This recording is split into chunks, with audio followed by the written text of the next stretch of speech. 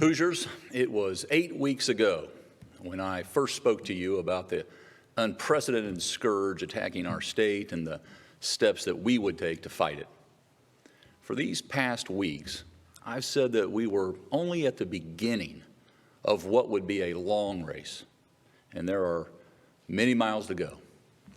Today, I can report that thanks to the discipline and actions of 6.7 million Hoosiers, we are ready to move ahead in a measured way. I want to share those measured next steps that we'll take together to begin to reopen our state. But first, before I do that, I need to say at least a few words of remembrance and appreciation to reflect on those we've lost and to thank the heroes who've been on the front line saving lives, every one of them, despite great personal risk. For those who know me, know that I'm a bit of a history buff, and I'm reminded in this very moment, in the Gettysburg Address, when Lincoln said, "The world will little note what we say here," and added that no speaker, even one of his power and eloquence, had the power to dedicate, consecrate, or hallow that sacred ground. Lincoln was, of course, acknowledging that words are inadequate to the task of honoring the fallen. Words cannot capture the pain and grief so many of us are feeling right now. When we provide our daily updates, we use a lot of numbers. The number of COVID cases, the number of hospitalizations, the number of deaths. But let us never, ever forget for 1 second that the more than 1,000 Hoosiers we have lost to this disease are not numbers. They are our grandparents, our parents, our children, our friends and neighbors and loved ones. Each life was precious, and like ripples in a pond, each touched scores of people in ever-widening circles. We are all grieving, and the depth of our grief is commensurate to how much we love them. And so we will honor their memories by never forgetting them, their smiles, their laughter, their love, their wisdom, their good works, while they were here with us. We will also never forget the countless heroes who have answered this call during this crisis. At a time when we all have been touched by such loss, we have also been filled with immense pride and gratitude at the countless acts of generosity and sacrifice coming out in every corner of our state. On behalf of all Hoosiers, thank you. Thank you to all the healthcare workers who put their lives on the line every day to protect us. When the pandemic came, the call went out to Indiana's nearly 17,000 licensed physicians and more than 150,000 nurses. Joining them were thousands of more volunteers. That includes the nurse practitioner of 30 years who was about to retire but sprang back into action. The Army veteran who works full-time in a hospital but added nights and weekends so he could do even more. The mental health therapist who said she would do anything to be of service. In our greatest hour of need, you all are there for us. And of course, that includes our own dream team of medical experts, Doctors Bach, Sullivan, Resniak, Weaver, Kaufman, and Doss. The Lieutenant Governor and I, thank you. And we also share our appreciation for all those essential workers who are keeping us safe, keeping us fed, keeping the lights on, keeping the shelves stocked. our police officers and our firefighters, our farmers and food producers and supermarket cashiers, our long-haul truckers and delivery drivers and trash collectors, folks we took for granted just a few months ago. All of you are working unselfishly so we can continue to be living without a far worse disruption. I share our appreciation for the ministers and priests and rabbis and imams and all those who are comforting us in our suffering and grief. I also share our appreciation for everyone who has taken this virus seriously and kept their distance despite the hardships. Your patience and discipline have helped keep the terrible toll from being even worse. Finally, I want to share my appreciation to all Hoosiers for rising together in our time of crisis. There have been too many acts of caring, kindness, and ingenuity to share right now. Everything from companies and individuals donating food and money to making needed medical equipment and researching treatments and testing to working overtime to do whatever it takes to serve those most in need. But I think it was Captain John Melling of the Fishers Fire Department who captured it best. The good captain said, "For all the madness this pandemic has wrought, it has also brought out a deeper humanity and empathy than the likes most have seen in this lifetime. It is an honor serving a community in a state which not only touts Hoosier hospitality, but lives it." John's comments are not isolated. All across Indiana, we have witnessed a spirit of cooperation and caring for others that has touched my heart. May this spirit of appreciation for one another carry on long after the torment of COVID-19 is behind us. We are doing this together, and together we will overcome this disease and come out a stronger Indiana. Now let me turn to the next steps to getting Indiana back on track. I know this has been a very challenging time for Hoosiers. COVID-19 has disrupted our lives beyond description, brought grief to so many and financial difficulties to many more. When we planned our initial response to this global virus, our goal, our mission was clear: slow the spread and flatten the curve in order to protect our healthcare system from a surge. That response remains data-driven, and that will continue to be our practice as we consider a sector by sector reset with the goal of getting Indiana back on track.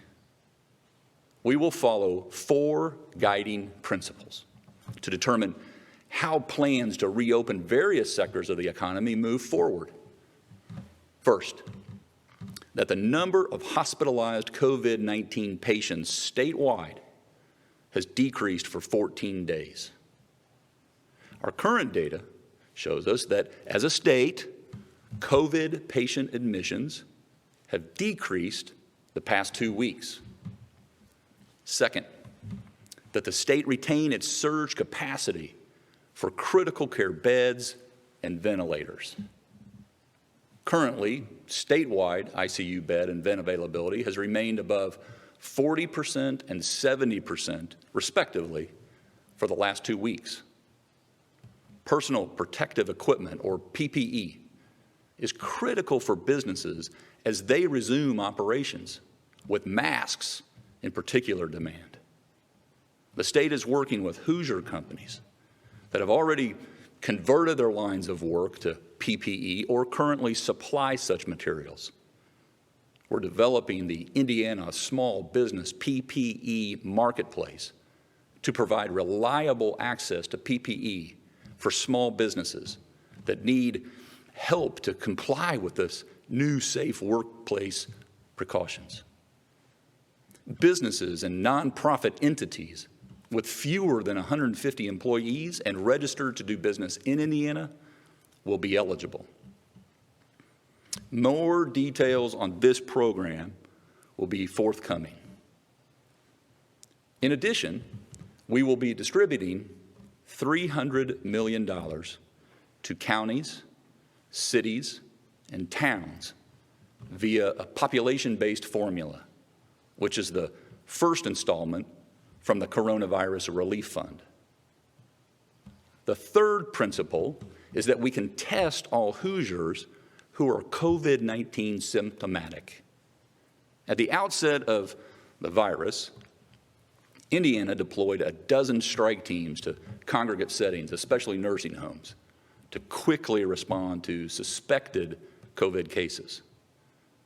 These teams will continue to play a vital role in keeping Indiana on track and will focus on detecting new cases as early as possible.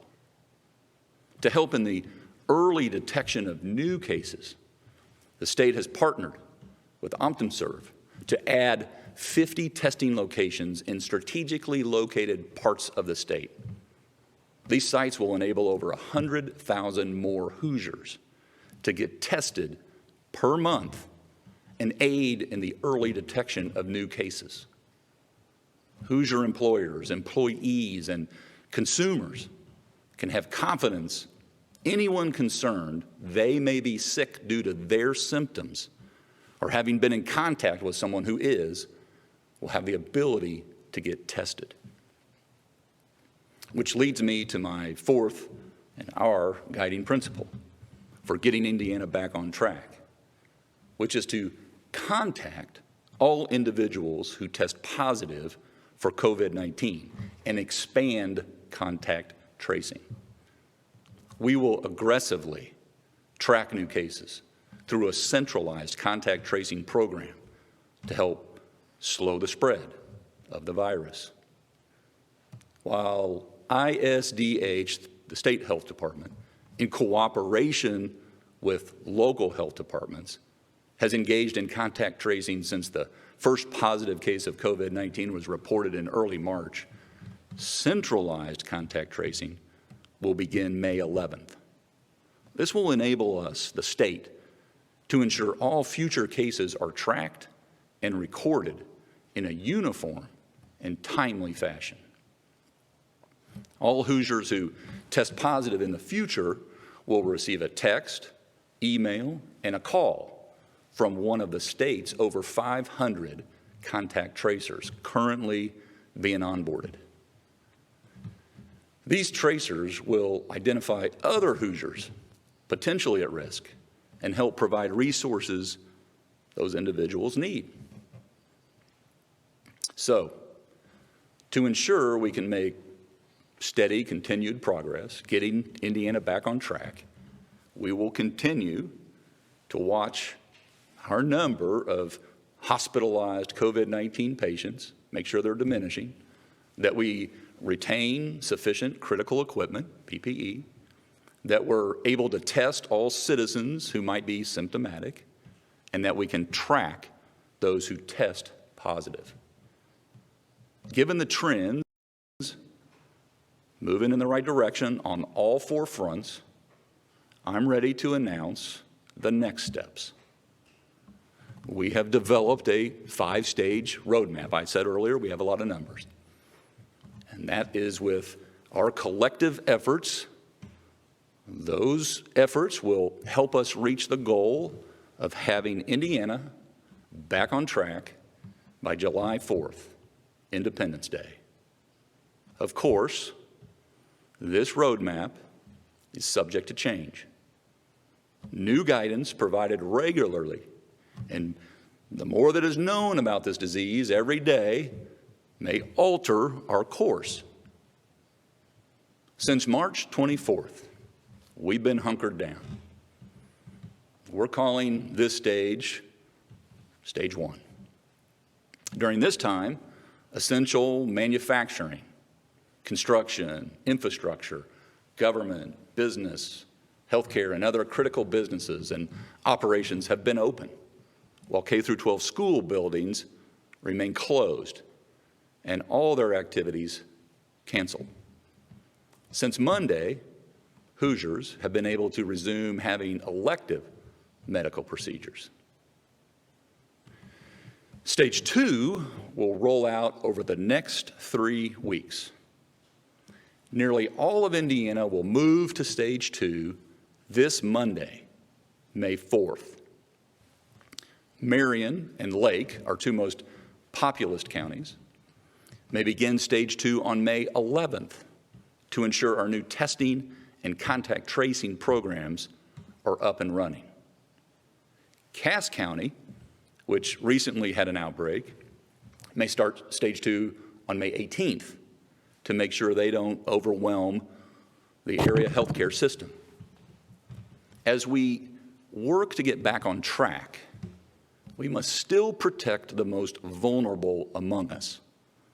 That's why in Stage 2, Hoosiers 65 and over, and those with high-risk health conditions who are the most susceptible to the coronavirus, should remain at home as much as possible.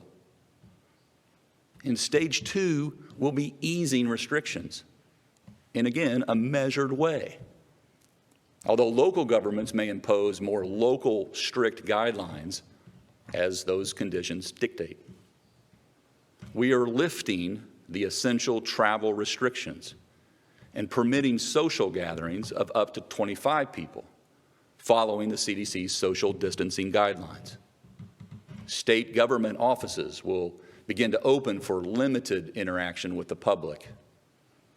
In addition, the remaining manufacturers, industrial, and other infrastructure operations that had not been considered essential will also be able to open.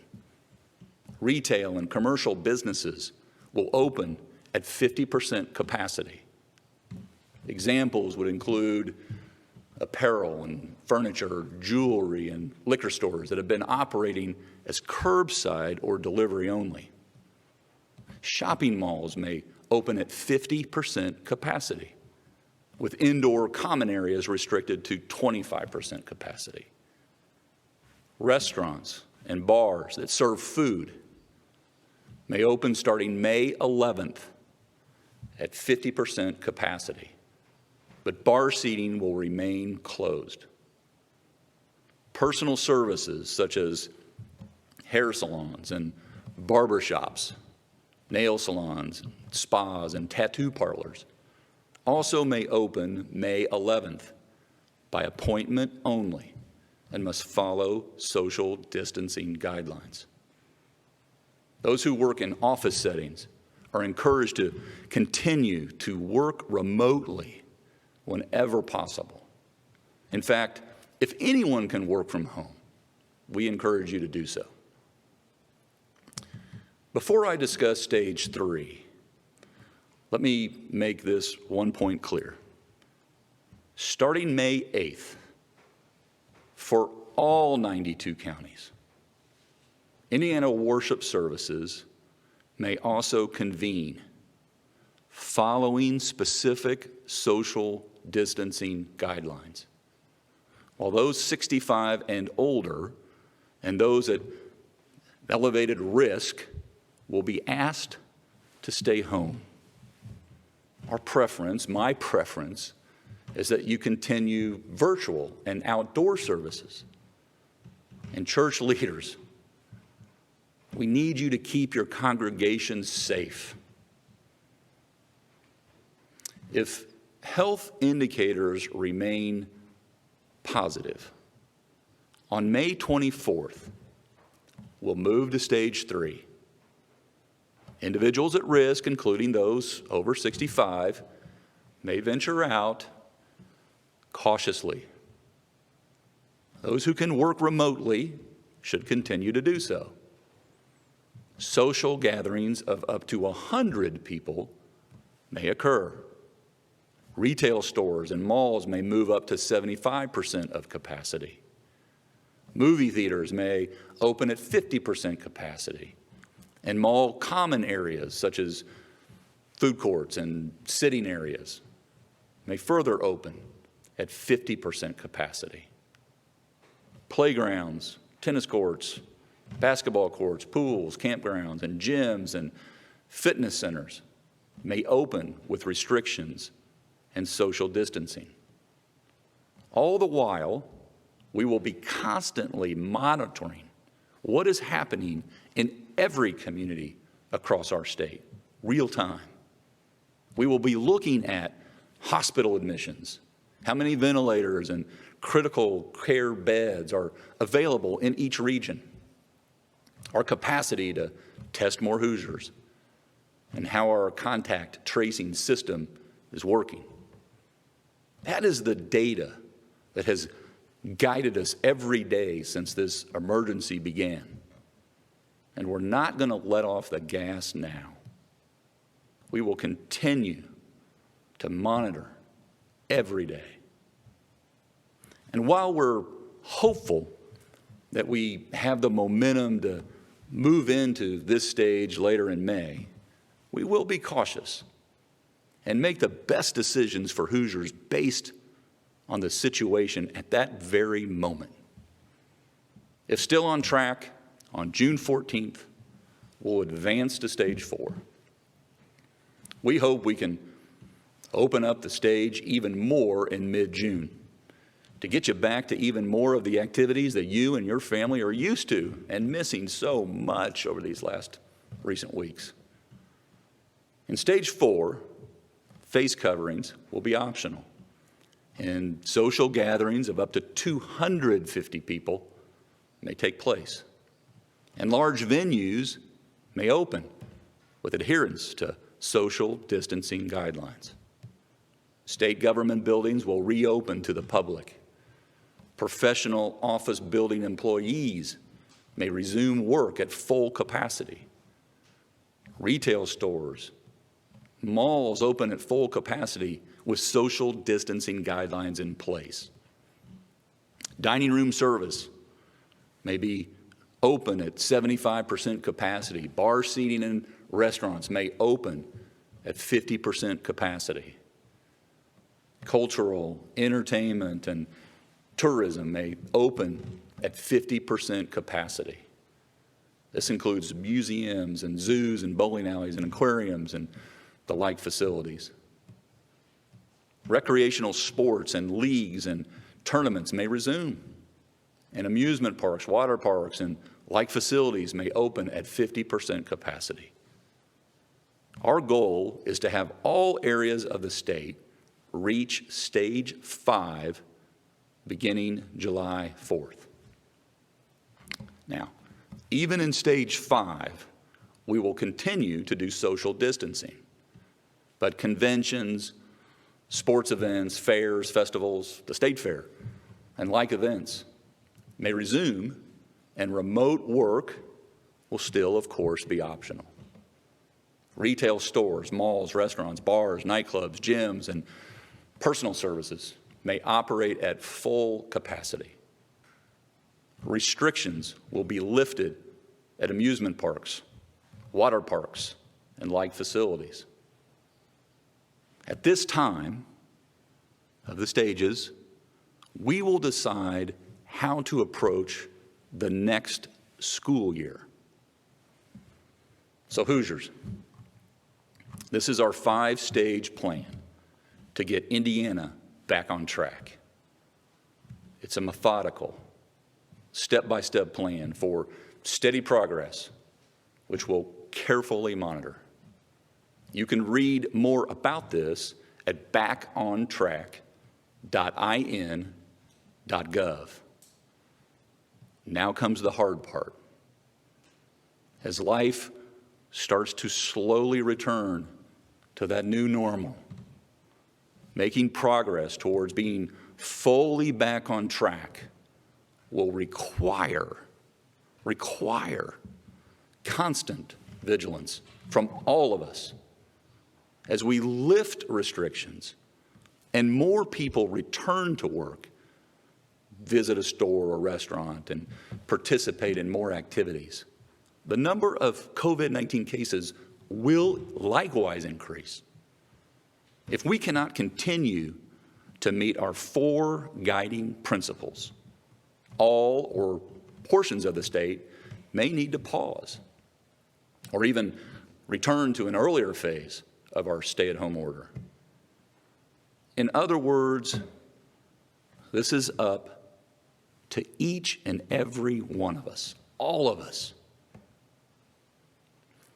A.J. Foyt, one of only 3 men who have won the Indy 500 4 times, was once asked about his strategy for winning.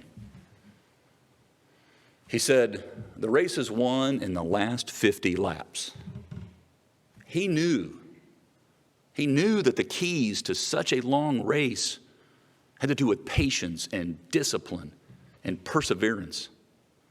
My friends, I have seen with my own 2 eyes your incredible patience, discipline, and perseverance. And I've learned from this very moment of trial that there is nothing we cannot do when we work together. And I truly believe, because of what we will do together, future historians will look back on this moment and say, for Hoosiers, this was their finest hour. And now, Rachel, before we get to the Q&A, I did want to say, and I'm going to join Dr. Lindsay Weaver. Sadly, earlier this morning, Dr. Box lost her father, and Dr. Box is, we all know, and you all know by now, has been a rock around her, and we're going to be that rock for her in this time. So I would appreciate if you would keep Dr. Box in your thoughts and prayers if you're the praying type. And now we'll join Dr. Lindsay Weaver, and she will give us an update on the facts as they are on the ground today. Thank you. So on behalf of the Indiana State Department of Health, we also would like to provide our sincere condolences to Dr. Box and her family on the loss of her father. He raised an extraordinary person who has been our fearless leader for the last 2 years, including these trying times. We owe her a debt of gratitude in this time of sorrow. Thank you, Dr. Box. I'm going to open up to questions. Okay. All right, Rachel, you want to jump right in it? Lauren Chapman, Indiana Public Broadcasting. Hello, Lauren. Good afternoon. Good afternoon, Governor. How's it going? Very good. Thank you. Yourself?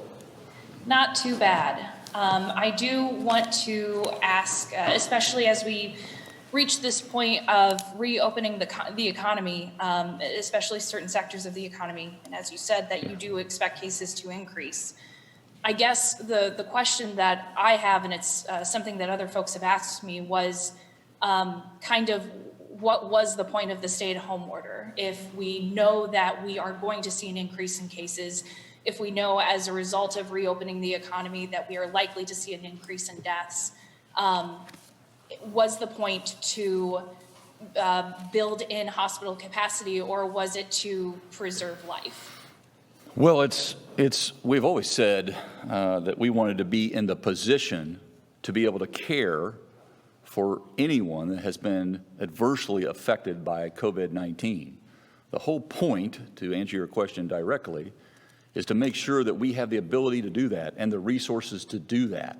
That was the whole calling out to say, Hoosiers, we got to slow the spread. We got to flatten the curve. This thing cannot get out of control, as it has spun out of control in other parts of not just the country, but the world.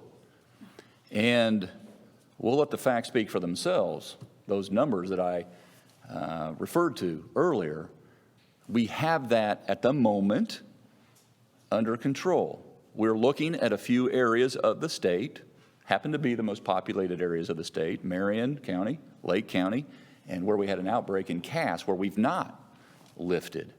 But the whole point was to make sure the cases, look, without a therapeutic or a vaccine, unfortunately, Lauren, we're going to lose people all over the world. You can lock down the whole thing. So our effort going forward will be all about managing through this crisis. I'm praying for a vaccine, but we got to do what we can do right now. And we're taking the responsible steps and allowing folks to responsibly and safely return to some normal aspects of their life. You want to comment more from a medical perspective? Right, yes, I agree. So the thing that was most important to us is that we know how to protect those who are most at risk. And so by doing everything we did, we are protecting people who are older than 65, people with medical problems. And additionally, we gave our hospitals and our healthcare providers time to prepare so that we have more hospital beds, we have more ventilators, and honestly, we just know more about the disease in this time so that we know how best we can care for people when they get sick. Yeah, and might I just add that that's important also, the prepare part of it. We talked about that, in the 2 months ago, 8 weeks ago, about prepare with a plan. And that's why today we're making this announcement that would take effect for most of the state on Monday. So it helps people go to backontrack.in.gov and review those guidelines to prepare. Now, last week I said, don't squander this time. Let's prepare to reopen as we can safely. Jeff with the South Bend Tribune. Good afternoon, Jeff. Good afternoon, Governor. Dr. Box, I'm very sorry for the news of your father. Thanks, Jeff. Up here in northern Indiana in the South Bend area, there's been a lot of anticipation of your announcement today because South Bend's mayor, James Mueller, and Dr. Fox, who you had on your panel here the other day, feel that they're not ready up here as you are down there and what you view the rest of the state is to reopen. They say that hospitalizations are still increasing in the South Bend area, as are positive cases. Repeatedly, again today, you said that there will be the ability for local communities to impose more strict regulations than what you're allowing in these steps that you're rolling out here today. Sure. Can you talk specifically about what power they would have to set their own restrictions locally, statutorily, or? Well, they long have, and this has been the case previous as well. I have said that I'll always, my reflex will be to support a local official, in your case, who you're referring to, a mayor, but we'll continue to partner with local prosecutors, et cetera. If they have more than those 4 guiding principles and they're measuring other items and take those into account, we'll in all likelihood support. I've said that in Decatur County, I've said that in Marion County, and we'll continue to take that very same approach. They have to act. Joe, you want to comment on that just local-state relationship and how we won't interfere with local jurisdiction if they want to take it further or stricter than us? Absolutely. So under Indiana law, and we've put it in the executive order, I think we put a specific provision in the second stay-at-home order, in part because we had received questions about this. But under Indiana law, as the governor mentioned, local communities can be more strict in their requirements than the state's executive order. They can do that via ordinance or other methods. And so that is just how the law in Indiana works, and communities can take advantage of that if they think the circumstances that they're dealing with locally warrant it. Thank you. Nikki Kelly, the Fort Wayne Journal-Gazette. Good afternoon, Nikki. Hi, I just wanted to find out, obviously, what is the enforcement of all of this? This is very complicated and detailed, and for some counties it's different rules. Are we basically just relying on the honor system? Well, I do honor Hoosiers, and I do trust Hoosiers. I'll say that at the outset. Obviously, we wouldn't be in this position to be making this type of progress or announcing these new 5 stages, to be not just thoughtful about it, but confident about it.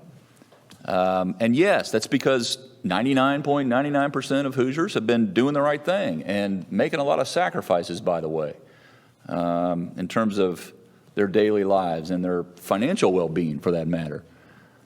I can tell you that we'll continue to, as Jeff's question, we'll continue to, whether it's at the PLA or IOSHA, the state, state police. We've had a number of folks saying folks weren't playing by the rules. We'll follow up on that. Local community will obviously have an enforcement mechanism as well. But it's really truly going to come down, Nikki, I will tell you this. There is no state in America that has enough law enforcement, both state and local, to go chase down every rumor. And so this is incumbent. And it's going to come down to us. That's what I said about 2 or 3 times, I think. I mean, it's going to come down to us if we stay on this track. If we continue to be responsible, play by the rules, get with the program, we'll continue to make progress. If people look for openings and shortcuts and believe that this virus won't affect them like it does others, then we may slip. And that will force us as a state to come over top and start suppressing again. That's not what we want to do. We want to stay on this path. And so, I mean, to answer you just directly, Joe, I don't know if you want to comment on this as well, but to answer you directly, it will come down to state, local, and most importantly, Hoosiers themselves. Rob Burgess, the Wabash Plain dealer. Afternoon, Rob. Rob, you should be able to speak. We'll come back to Rob. Kayla Sullivan, Fox 59. Afternoon, Kayla. Good afternoon, Governor. As we open the state, I'm curious about childcare choices that people might have. Is the state expanding childcare as we open more offices and workplaces? The Secretary of FSSA is making her way to the podium to address this directly. Good afternoon, Jen Sullivan, FSSA Secretary. Childcare has remained open throughout the duration of the coronavirus response. We've been supporting childcares to be ready to reopen if they were unable to remain so during a slower number of children using this service.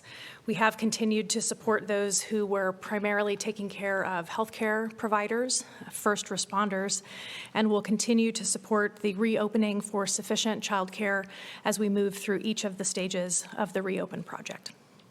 Thank you, Jen. Michael WBEZ. Good afternoon, Michael. Good afternoon, Governor, and condolences to Dr. Bob. Thank you. Governor, what more is being done in Lake County to prepare for perhaps an increase in cases once the order is lifted May 11th? And there was talk about a field hospital at one point. Is that still happening? And did you consult with Illinois officials about your decisions to sort of delay the rollout for Lake County? Thank you. We have sent word to Illinois and to all of our neighboring states, by the way. I happen to had a earlier scheduled phone call with the governor of Kentucky and Ohio myself, personally earlier today, so I was able to share some high-level updates, not in detail like we all have right now, but kind of what I was thinking and talking about the 5 stages. We don't want anyone surprised. We are looking at what's not just the population center in Lake County, but we're looking across the border as well, and we want to be good neighbors with Governor Pritzker and the citizens of Illinois. We'll continue to do that, and as I mentioned to Governor DeWine and Governor Beshear earlier today. Brigadier General Lyles, you want to talk about the first and why we never stood up yet to date, had the need to stand up that Sure. hospital facility? Thank you, Governor. Brigadier General Dale Lyles, Adjutant General, Indiana National Guard. So first and foremost, we are closely monitoring all of the capacity in the entire Lake County. And by keeping an eye on that capacity, we know when we will have to surge certain assets into the Lake County area to meet the demand signals that could be generated by an influx of the virus. And so currently, we've stationed excess capacity at the Gary Armory, and we have that capacity ready to put in line if needed when it's called for. And so we'll continue to monitor all the signals, and if we see the demand signals, we'll work with the local agencies to ensure that we deliver the capacity at the right time and the right place. Thank you. Eric Berman, WIBC. Good afternoon, Eric. Good afternoon, Governor, and my condolences to Dr. Box as well. Thank you. As far as the 3 counties that do not see a start to the lifting of restrictions on Monday, Yeah. why just on a county level? There's a lot of travel back and forth between the donut counties and Marion County. There's a lot of travel between Yep. Lake and Porter counties. Why are those limits only in place for those 3 individual counties? Do you want to talk about the bleed or the spread or the containment and all the factors of travel that we take into consideration? Yeah, so when we're talking, we look at regions of the state, we always want to pay attention to what are the typical referral patterns of different hospitals and hospital systems. And we're also looking at the increase in number of positive cases, which I do want to mention that as we begin to move about in society, we do expect to see an increase in cases. But what we want to continue to pay attention to are the other guiding principles, which are hospitals available to take in more patients? Or they still have plenty of ventilator capacity? So that's why we're delaying in those 3 particular areas, just because of the number of cases, specifically looking at Cass County. And we're in constant communication with the hospitals, the hospital leaders in those regions to make sure that if there is an influx of patients, do we have the ability to move them around so that we can make sure that everybody is best taken care of. Jacqueline Ryan, the Stark County Leader. Good afternoon, Jacqueline. Good afternoon. So my questions are related to mask wearing by the general public, and these probably would be best for Dr. Weaver, but anybody's welcome to answer. So my first question is just, what's the best method of sanitizing these masks, since maybe there's some people who aren't really familiar with what they should be doing in order to make sure that they're functional? And what advice do you have for stressing the importance of these to people who may remain skeptical about their effectiveness? Right. So the best part about wearing masks is really that you are protecting the other people around you from yourself. So as we know that there are some people who are asymptomatic carriers, that means they don't even know that they're infected. They don't have any symptoms. So by wearing the mask, if you were to sneeze or cough or breathe heavily on someone, you're actually containing those droplets from going to somebody else. So that's the most important part of wearing those masks. And my recommendations for washing is wash it after your wear. So if you are going to the grocery store or you run out to a store to pick up an item, then I would wash it after that use. Ryan Martin, the Indianapolis Star. Good afternoon, Ryan. Hey, Governor. My question is really about the current economic conditions. So with so many people losing their jobs right now, governors across the country are being forced to deal with 2 competing crises. There's the public health crisis, and then there's the economic crisis. So I'm curious, how does your approach outlined today seek to balance the state's approach to both of those crises? Well, I mean, we've from day one taken a safety first approach to this, but we understand the well-being effects, as you mentioned or allude to. Your well-being affects not just your health, but your ability to provide yourself for good health. And what we don't want to do is entice people to go back into an unsafe area by being premature about any decisions that we've made. But we also don't want to be reluctant to safely re-engage and restart and get back on track. We believe at this moment, in this phased approach, a very gradual, very methodical, step by step, where we'll continue to, as I said 3 or 4 times, monitor each week, each day, quite frankly.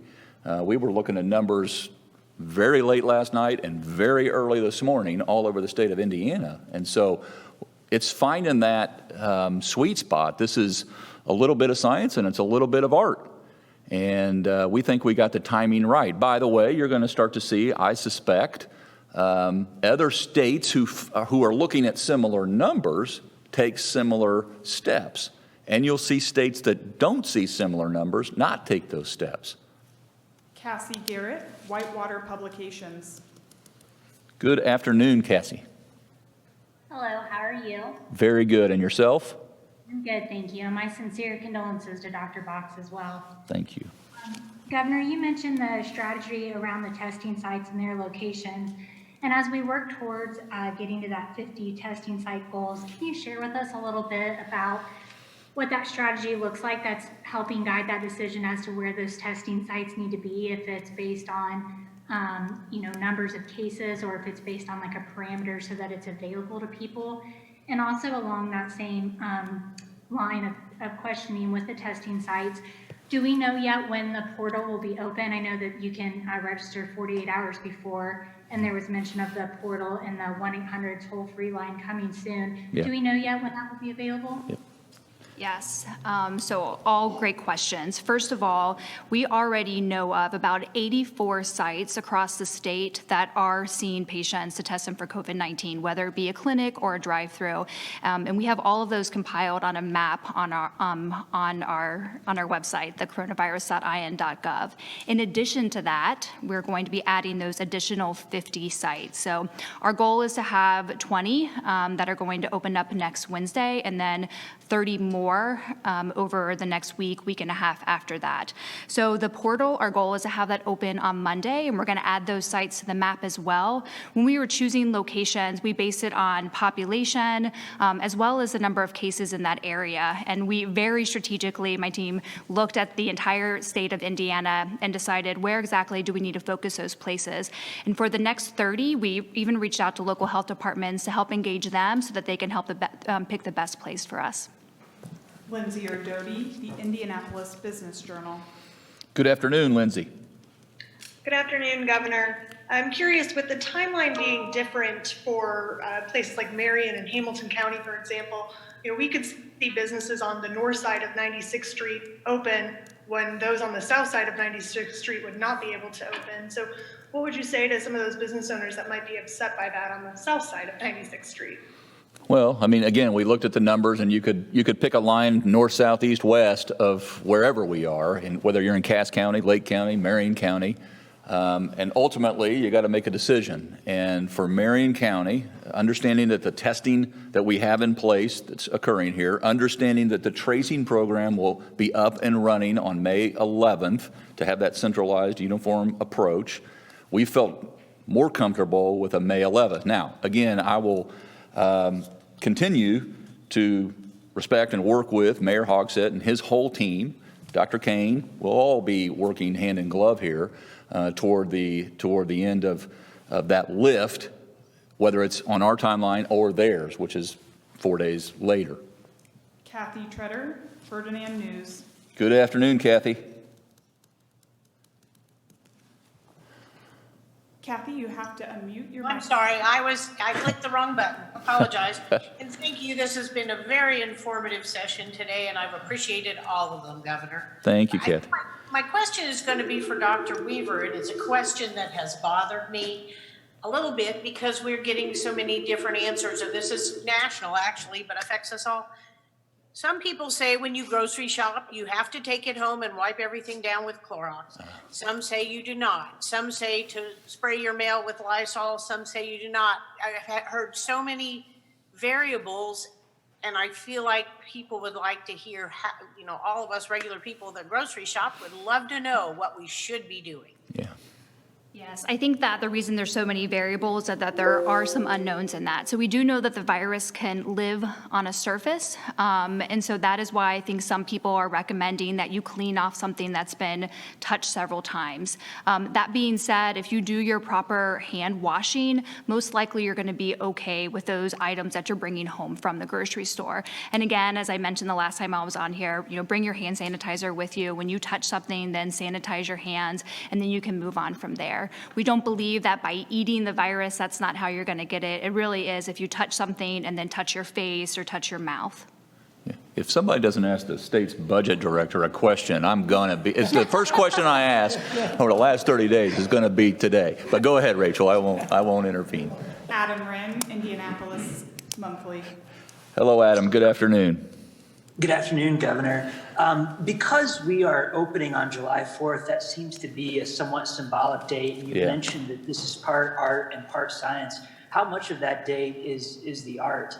And would you be willing at any point during this process to press pause overall? Yeah, on the stages? Yeah, when I say art and science, ultimately, the art of it is ultimately, like I said, we were up very late last night. People hunkered down in this building and up very early this morning.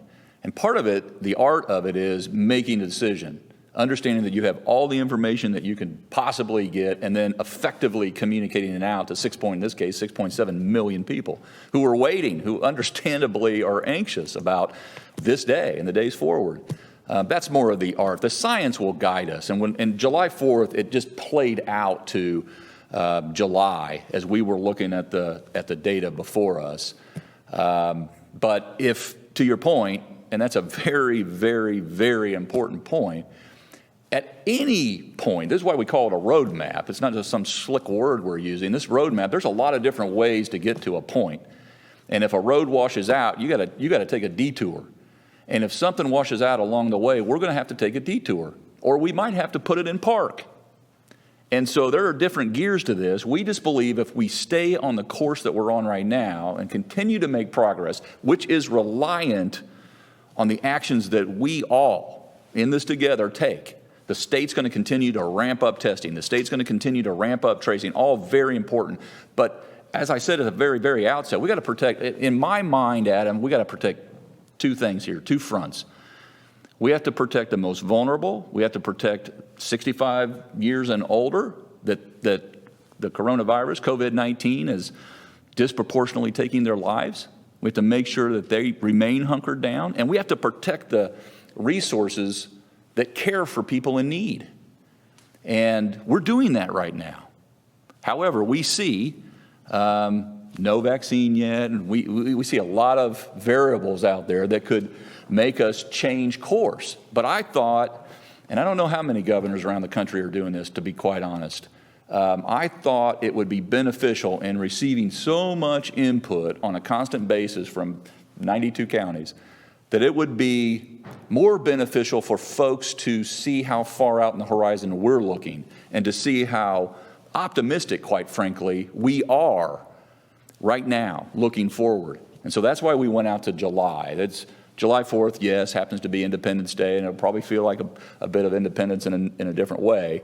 But that's not what guided us to that date. Joseph Payton, WFIE 14 News.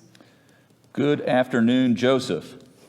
Good afternoon, Governor. I hope you all can hear me well. Loud and clear, like you're here. Just yesterday here in Vanderburgh County, some local health officials announced a COVID-19 prevalence study. It's with Deaconess Health System and IU School of Medicine. And over the next week here, they're going to be testing 1,000 people for antibody blood testing and nasal swabs to figure out how prevalent it is here in our local community. My question for you is, do you know of similar projects around the state that are happening like this, and how important will these results be for you all as you move forward and try to gauge whether or not this, back on track process is doing what it's supposed to? So as you know, we completed, the first part of the completion of the Fairbanks and State Department of Health prevalence study across the state of Indiana. So the last day of testing was Wednesday. We're going to be doing some supplemental testing actually over the weekend to enhance that a little bit more. And I just want to say that all of this information is very important, but again, it is just really one piece of the puzzle. So we use this to inform with all the other data points that we're looking at to help us make decisions. And right now, as we're getting this information back and the data back on what we found with doing that prevalence study, that just kind of gives us a snapshot of time. And so really when we do further studies down the road, then we'll see how we're going, and we can help use that to inform how all the steps that we're taking and talking about today, how it's going.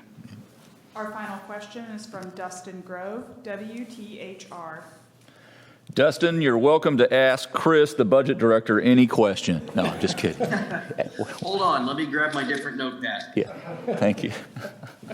Governor, was there any discussion of reopening regionally as opposed to county by county? Is there any concern that people in Marion County, for example, might go into Hamilton or Johnson or Boone County and kind of defeat the purpose of what you're trying to do? Yeah, we looked at where the cases were, and we looked at the spread and tried to contain it to the best that we could in a geography that was thoughtful. And it turns out that Cass County, and I understand people live in Howard County that work in Logansport or in Cass County. And so you're obviously never going to get this thing perfect, and you're never going to be able to, and we're not restricting travel to essential businesses in the days prior. So that could have been the case anyway. But we've tried to contain this to a point to where we weren't overextending those restrictions. And Marion, Lake, and Cass, for very specific reasons that the data proves out, gave us pause. And so we'd rather get this safe and not be sorry. Thank you for joining today's briefing. Details regarding Governor Holcomb's next briefing will be sent in a media advisory.